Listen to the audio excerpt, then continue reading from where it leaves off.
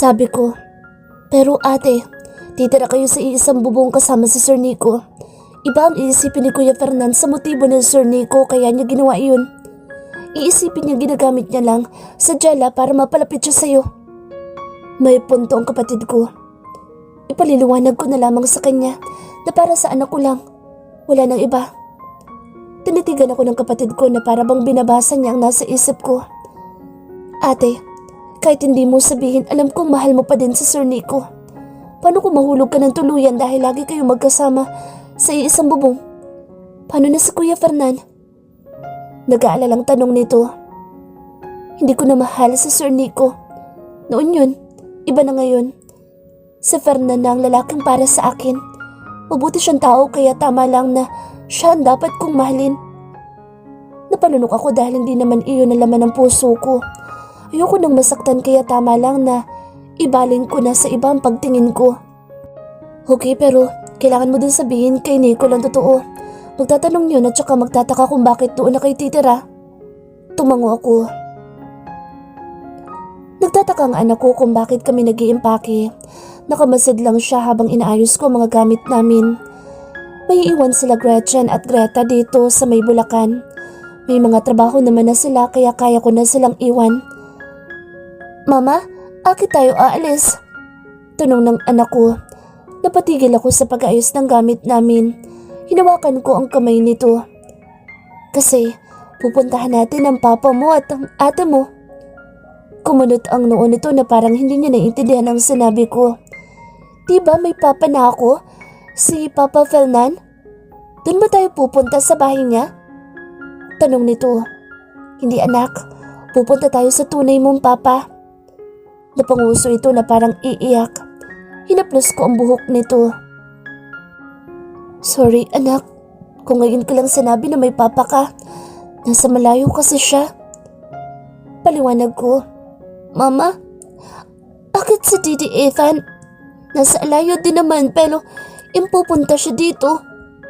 Hindi ako mahal ng papa ko. Hindi kasi siya impupunta dito. Umiyak ang anak ko. Napayakap ito sa akin. Anak, hindi totoo yan. Mahal ka ng papa mo. Kaya nga doon na tayo titira kasi gusto ko niya makasama. Sabi ko. Umangat ang ulo nito para tingnan ako. Pinahid ko ang luha nito sa pisngi. Hindi ito nagsalita. Sumubsob siya sa kandungan ko. Tahimik lang ang anak ko habang nasa biyahe kaming dalawa. Pinusundo kami ni Nico sa driver nito. Halo-halo ang nararamdaman ko dahil sa pagtira namin doon. Masaya dahil makakasama ko na ang anak kong panganay. Natatakot na baka tuluyan akong bumigay kay Nico. Hindi na dapat mangyari iyon dahil may Fernan na sa buhay ko. Dapat yun ang ipasok ko sa isip ko. Hindi dapat ako maging mahina dahil masasaktan na naman ako kung sakaling puso ang pairalin ko. Nakarating kami sa village. Hindi ito yung bahay ni Nico na pinupuntahan ko dati. Lumipat na pala siya. Ma'am, nandito na po tayo. Pumasok na po kayo sa loob. Ako na po ang bahala sa mga gamit nyo. Sabi ng driver ni Nico. Sige po kuya, salamat. Hinawakan ko ang kamay ng anak ko. Patingin-tingin siya sa paligid. Napakalawak ng lawn nila at napakalaki ng bahay. Dalawa lang naman silang mag-ama. Iba talaga kapag mayaman. Napahinto sa paglalakad ng anak ko. Anak? Bakit? Tanong ko. Mama? Takot ako? Uwi na tayo? Napayakap sa bewang ko si Nicolo. Huwag kang matakot anak. Nandito lang si mama. Hindi kita iiwan. Pagpapakalma ko sa kanya. Mommy! Tali ng anak kong si Jella. Napangiti ako nang makita ko siya. Nagtatakbo ito at yumakap sa akin. Hinila na Nicolo ang damit ko. Mama, akit ka tawag ng bata na mommy? Napatingin si Nicolo kay Jella. Dahil mama niya din ako. Siya ang ate mo anak, si Ate Jella. Nakangiting sabi ko. Nagkatinginan ang dalawa. Nagtago sa likod ko si Nicolo dahil nahihiya ito. Hey, I'm Ate Jella. I'm your big sister. Sabi nito. Sumilip si Nicolo tapos nagtago ulit. Nicolo anak, maghag na kayo ni ate. Utos ko. Dahan-dahan na lumabas mula sa likod ko si Nicolo. Niyakap niyang kanyang ate Jella. Napangiti ako dahil magkasama na ngayon ng magkapatid. Grace. Napatingin ako sa dumating. Napalunok ako na makita ko si Nico. Napakagwapo niyang tingnan ngayon. New haircut na siya. Malinis na din ang panga niya. Wala nang mga stubbles. Good day, Sir Nico. Bati ko sa formal na pagbati. Huwag mo na akong tawaging sir. Just Nico. I am not your boss anymore. Besides, I'm your husband. Sabi nito pero ang huli nitong sinabi ay hindi ko narinig. Daddy, nandito na si mommy at ang brother ko. Nakangiting sabi ni Jella sa ama. Napangiti si Nico sa anak. Ang anak kong si Nicolo ay titig na titig sa ama niya. Kinalabit niya ako. Tumingala ito sa akin. Mama, akita ko na siya sa mall. Itinuro niya si Nico. Huminga muna ako ng malalim bago nagsalita. Hinawakan ko ang kanyang balikat. Anak, siya ang papa mo. Lumapit ka na sa kanya. Sabi ko. Napahawak na mahigpit ang anak ko sa damit ko. Itinago niya sa bewang ko ang mukha niya. Umiling-iling ito. Narinig kong napahigpi ang anak ko at tuluyan ng pumalahaw ng iyak habang mahigpit na yakap sa bewang ko. Nicolo anak, sabi ni Nico. Hindi niya alam kung lalapitan niya ba ito o tatayo lamang doon. Nicolo, hindi ba gusto mo magkaroon ng papa? Nandito na siya. Sabi ko sa anak ko pero hindi pa din ito umalis sa pagkakasubsob sa bewang ko. Si Papa fell na ng papa ko. Ayoko sa kanya. Mama, uwi na tayo. Napatingin ako kay Nico. Nakita kong bumalatay sa kanyang mukha ang sakit. Si Jella ay nakabasid lang sa amin. Napabuntong hininga ko. May kasalanan din ako dahil hindi ko sa kanya sinabi ang tunay niyang ama. Hinayaan ko lang munang umiyak ang anak ko. Kinarga ko ito para pakalmahin. Siniksik lang nito ang mukha sa leeg ko. Dito na tayo titira anak. Makakasama mo na si Ate Jella. Di ba't gusto mo na may kalaro? Sabi ko. Tumango ang anak ko. Madami akong toy dito. Gusto mo play tayo? Sabi ni Jella. Napangiti ako dahil napakabait ng panganay ko. Napaangat ng tingin si Nicolo nang marinig ang toy. Ibinaba ko siya. Hinawakan ni Jella ang kamay ng anak ko. Napatingin siya sa akin na parang humihingi ng permiso. Tumango ako't ngumiti bilang tugon. Pinunasan ko ang pisngi nito na may luha. Pumasok na sa playroom ang magkapatid. Habang kaming dalawa, ni Nico ay naiwan. Naasiwa ako sa pagtitig niya sa akin. Kumain na ba kayo? Tanong sa akin ni Nico. Tumango ako. Come on, I'll show your room. Sabi nito. Nauna na itong naglakad papasok ng bahay. Sunundan ko lamang siya. Pumasok kami sa isang room na napakaganda. Napakalawak ng kabuuan ng silid. Madami ako nakitang pintuan na dinaanan namin. Ibig sabihin hindi lang ito ang silid. This is your room. Ang room ni Nicolo dito sa tabi ng sayo. Sabi nito. Pwede namang dalawa na lang kami ni Nicolo dito. Malaki naman ang kama at saka hindi siya sanay na hindi kami magkatabi. Sabi ko. Magkatabi kasi kami sa kama ng anak ko. Kaya nasanay na lagi akong katabi. Tumingin sa akin si Nico na para bang may sasabihin. May sasabihin ka? Tanong ko. Umiling ito. If that's what you want. Nicolo is sleeping here with you. Ngumiti ito pero hindi umabot sa mata. Naramdaman ko nag-vibrate ang phone ko.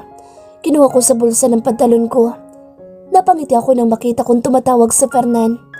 Excuse me. Sasagutin ko lang ang tawag. Tumango lang si Nico. Tumalikod na ako para lumayo ng konti. Sobrang sakit nang marinig kong ayaw sa akin ng anak kong si Nicolo. Naiintindihan ko naman na ganoon ang nararamdaman niya dahil hindi naman niya ako nakilala at nakasama. Ito ang kabayaran ng mga ginawa ko sa kanilang mag-ina.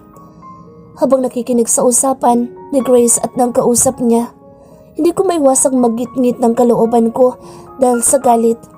Sinasadya pa ni Grace na marinig ko ang usapan nila. Bakit kailangan naka-loudspeaker pa?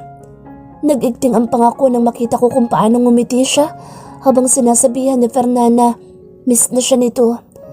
Dapat ako lang ang nagsasabi ng ganoon, hindi ibang lalaki dahil ako ang asawa niya. Napabuntong hininga ko. Napapatingin sa akin si Grace habang kausap pa ang gagong Fernanda na iyon. Napatuwid ako ng tayo nang narinig kong gustong pumunta ni Fernanda dito sa sarili kong pamamahay. No. Bigla akong singit sa kanila. Napalakas ang pagkakasabi ko kaya napatingin si Grace. Narinig ko nagpaalam na si Grace sa kausap. Hinarap niya ako na parang hindi affected sa sinabi kong no. Sorry kung pumayag akong pumunta ang boyfriend ko dito.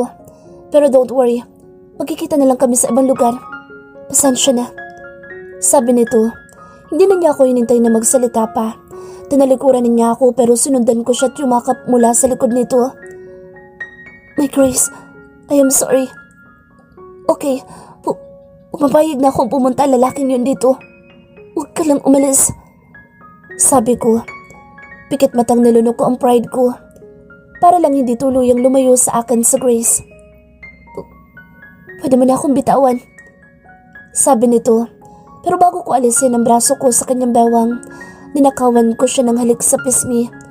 Tsaka ko siya binitawan. Napangisa ako nang tingnan ko siya. Napasipol pa ako habang palabas ng silid nila. Naiwan kong nakaawang ang labi ni Grace dahil sa ginawa ko. Nakascore ako ngayon. Mataman ako nakatingin sa bisita ni Grace na si Fernan. Para kong gwardiya na nakabantay sa bawat kilos nila. Papa Fernan! Napalingon ako sa anak kong si Nicolo. Nagtatakbo ito papunta sa lalaki. Hey buddy, how are you? I miss you. Hinagkan pa nito ang pisngi. Miss na din kita, Papa Fernan. Yumakap ito kay Fernan. Kumirot ang puso ko sa nakikita ko. Para silang pamilya kung titingnan. Ako ang mas may karapatan sa kanila dahil ako ang asawa at anak ko, si Nicolo. Bakit parang okay lang kay Grace na ipakita sa harapan ko na mas mahal ng anak ko ang lalaking iyon? Dahil hindi ko na kayang manood sa kanila, tinalikuran ko na sila at umalis ng bahay ko. Nagpunta ako sa bar na pagmamay-ari ni Mickey. I need a drink today. Wala akong magawa kahit may karapatan ako sa kanila, pero ayoko magalit sa Grace sa akin. Kung ipagtatabuyan ko ang lalaking iyon, kahit gustong gusto ko ng pagsasapakin ng pagmumukha ng Fernan na iyon. Tinungga ko ang alak. Hindi ko namamalayang nakakarami na ako ng inom. Medyo dizzy na ako. Sir, umuwi na po kayo. Lasing na po kayo. Sabi ng bartender doon. I have no idea kung anong oras na. Medyo madami ng tao sa bar. Kanina lang, ako lang ang nandito. Napatawa ako ng mahina. Madami na nga akong nainom. Hindi pa ako lasing, okay? Bigyan mo pa ako ng isa pang shot. Nag-alinlangan ang bartender na bigyan ako. Binantaan ko itong aalisan sa trabaho kaya nagsalin pa siya ng alak sa baso ko. Kailangan ko magpakalasing para makalimot at para mawala itong nararamdaman kong sakit sa dibdib. Kahit panandalian lang, ang sakit-sakit. Napaluha ako habang umiinom. Naging blurry na ang paningin ko. Naririnig kong may nagsasalita at may humawak sa akin. Pilit akong kumakawala sa lalaking umaakay sa akin ngunit wala akong lakas. Parang ang buong bigat ng katawan ko'y pasan-pasan ko na. Bakit ka ba nagpakalasing? What the hell, Nico? Look at yourself. Kung hindi pa ako tinawagan ng tauhan ko sa bar, hindi ka pa titigil sa pag-inom. Sabi ni Mickey. Bakit ba kasi nagpunta ka pa? Di ba ako lasing oh? Halos magbuhol na ang pananalita ko. Kung ganyan ka, hindi mo na makukuha pa ang loob na Grace. Sabi sa akin ni Mickey. Itinulak ko si Mickey dahil mabigat na ang katawan ko. Napaupo ako sa semento. Shit! Sawa ko yun eh. Pero iba ang kasama. Ako ang ama pero iba ang sinasabihan ng anak ko ng papa. Nangyaya bro. Sasaktan ako. Ang sakit dito oh. Itinuro ko ang puso ko. Mahal ko si Grace eh. Pero hindi niya ako mahal. Napiyok ako. Nagsimula ng pumatak ang luha ko sa mata. Yumugyug ang balikat ko, tanda na humahagulhol na ako ng iyak. Bro, uwi na tayo. Kailangan mo na magpahinga para makapag-isip ka ng mabuti kung paano mo susuyuin na mag-ina mo. Hindi kanyang nagpapakalasing ka. Baka maagawan ka na ng tuluyan. Mas may karapatan ka dahil asawa ka niya at anak mo si Nicolo. Napaangat ako ng tingin. May punto si Mickey doon. Kailangan ko suyuin ang mag-ina ko. Halos mapasubsob na ako sa paglalakad. Kahit akay-akay pa ako ni Mickey. Shit, Nico. Ang lakas ng loob mong uminom pero hindi mo naman pala kaya. Reklamo nito dahil sa nabibigatan na siya sa pagkakaalalayo sa akin papasok sa bahay ko. Bakit? Sinabi ko ba na iatid mo ako? Singhal ko sa kanya. Napangat ako ng tingin. Nakita ko sa Grace na papalapit sa amin. Napangiti ako sa kanya. Namumungay na ang mga mata ko dahil sa sobrang kalasingan. Ano nangyari sa kanya? Tanong nito kay Mickey. Naglasing. Wala pa kaninang umaga. Buti tumawag ang empleyado ko. Sabi lasing na lasing kaya pinuntahan ko. Narinig ko sabi nito. Nakalungay-ngay na ang ulo at mga kamay ko. Asawa ko? May Grace? Sabi ko. Nasaan ba sila ditong lalaking ito? Naiiritang sabi ng kaibigan ko. Halika, sundan mo na lamang ako. Napabuntong hininga si Grace. Naramdaman ko na lamang ang lambot ng kama. Napapikit ako dahil nahihilo ko. Napapangiti ako dahil na-imagine ko si Grace na nasa tabi ko at kayakap. Sige Grace, ikaw na bahala sa asshole na yan. Sige, ako na bahala. Salamat sa paghatid sa kanya.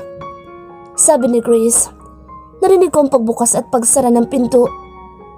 May Grace, dito ka sa tabi ko. Tabi tayo, asawa ko. Sabi ko habang nakapikit. Bakit ka ba naglasing? Hinahanap ka ni Jella kanina pa. Tinatawagan ko ang phone mo, hindi mo sinasagot. Naiiritang sabi nito. Napamulat ako ng mata. Nabungaran ko ang mukha ni Grace na nakatitig sa akin at kunot na kunot ang noo.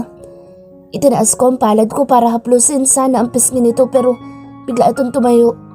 Pumasok ito sa bathroom. Pilit akong bumangon para sundan ang asawa ko. Kahit hirap na hirap tumayo'y kinaya ko pa din. Pagyawang-gyawang ako naglakad papasok sa loob. Dahil sa bigat ng katawan, hindi ko kayang tumayo ng diretso. Napasubsob ako kaya napahiga ako sa sahig. Buti na lamang, naitukod ko ang kamay ko. Kung hindi diretso ang mukha ko sa semento. Nico, bakit ka pa kasi tumayo? Diyos ko naman. Singhal sa akin ni Grace. Napangiti ako dahil tinawag niya ako sa pangalan ko. Saan naman kaya nagpunta ang lalaking yun? Wala kaninang umagang umalis. Hindi na umuwi.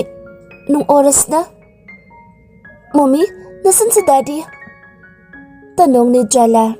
Naiyak na ito habang nakayakap sa bewang ko. Hindi ko alam anak. Uuwi din si Daddy. Tatawagan ko siya ha? Huwag ka nang umiyak anak. Hinaplos ko ang buhok nito. Pwesa talagang lalaking yun. Mas inuuna pa ang mga babae niya kesa ang mga anak nito. Kinuha ko ang phone ko para tawagan ito pero hindi naman niya ito sinasagot. Inulit ko ulit tawagan pero out of coverage area na. Napabuntong hininga ko. Umiiyak na itong anak namin. Jella anak, hindi ko na makontak ang daddy mo, baka nalobot ang phone niya. Uuwi din iyon. Halika, patutulugin ko na kayo ni Nicolo. Binuhat ko na si Jella, samantalang si Nicolo ay nakahawak sa laylayan ng damit ko. Tahimik lang itong nakamasid sa amin ng ate niya. Yun ang mabuting ugali ni Nicolo. Hindi siya sumpungi na bata. Madalas lang siyang nakamasid sa paligid. Napatulog ko na ang dalawa. Buti nakatulog agad. Pagod kasi sila sa paglalaro kanina kasama si Fernan. Pagkalabas ko ng silid, nakarinig ako ng sasakyan. Nagpa siya akong tingnan kung siniko na iyon. Bigla nag-init ang ulo ko sa lalaking iyon. Hindi man lang inaalala ang mga anak. Napahinto ako nang makita ko si Mickey. Akay-akay niya si Nico na lungay-ngay na dahil sa sobrang kalasingan. Inilalayan ko itong tumayo. Ang bigat pa naman niya. Kahit hirap na hirap, inakay ko ito pabalik ng kama. Inayos ko ang pagkakahiga nito. Nakapikit ito habang bubulong-bulong. Sinimulan kong punasan ang kanyang mukha. Buti nakatulog na ito dahil bumigat na ang paghinga niya. Inalis ko ang polo nito na basang-basa na sa pawis. Napalunok ako nang makita ko ang kanyang malapad at mamasal na dibdib. Sinimulan ko ng punasan ng katawan nito. Kahit naaasiwa ako, tumayo ako para kumuha ng kamiseta niya sa malaki nitong closet. Para kasing isang silid na ito. Pumasok ako doon para kumuha ng kamiseta. Saan ba nakalagay ang mga yun? Napakunot-no ako sa isang brown envelope na nakapatong sa damitan ni Nico. Nagpa siya akong dalhin ito kasama ng kamiseta na nakita ko. Kumuha na din ako ng boxer short. Ilalagay ko itong envelope sa may drawer niya. Baka siguro nakalimutan itong kunin dito. Nanginginig ang kamay kong humawak sa pantalon nito. Sinimulan ko ng ibaba ang pantalon niya. Napabaling ang ulo ko para hindi ko makita ang umbok niya. Kahit hirap, naisuot ko naman ng maayos ang boxer at kamiseta nito na hindi tumitingin. Kinumutan ko na siya at inayos ang pagkakahiga. Tumayo na ako para matulog na din. Napatingin ako sa envelope na ipinatong ko sa side table. Ewan ko pero may puwersa na nagtutulak sa akin para tingnan iyon. Hindi naman siguro masama kung titingnan ko ang laman noon. Tulog naman ang may-ari. Kinuha ko iyon at binuksan. Inilabas ko ang laman. Nakita ko ang nasa taas ng papel. Marriage contract. Bakit may ganito sa Nico? Ibig sabihin kasal na siya? Kanino? Binasa ko ang nakasulat sa marriage contract. Nabitawan ko ito nang mabasa ko ang pangalan ko. Anong ibig sabihin nito? Napatingin ako kay Nico na mahimbing nang natutulog sa ibabaw ng kama. Natigilan ako nang may maalala ako na may pinirmahan akong contract noon. Pinapirmahan niya ulit ako ng another contract. Kaya pala tinawag niya akong asawa kanina dahil totoo palang asawa niya talaga ako. Nangilid ang mga luha ko. Niloko niya ako. Napakawalang hiya niya. Hindi maayos ang tulog ko. Hinintay kong magising si Nico para kausapin about sa ginawa niyang panloloko sa akin. Sinamantala niya ang kahinaan ko noon. Ginamit niya ang pagkakataon para mapaikot sa palad niya. Tinanggap ko lahat ng ginawa niyang pambababoy sa akin dahil wala akong pamimilian. Buti hindi pagising ang mga anak ko. Ito ang pagkakataon para kausapin ng masansinan si Nico. Nagulat pa si Nico nang pagbukas ng pinto ay ako ang nabungaran niya.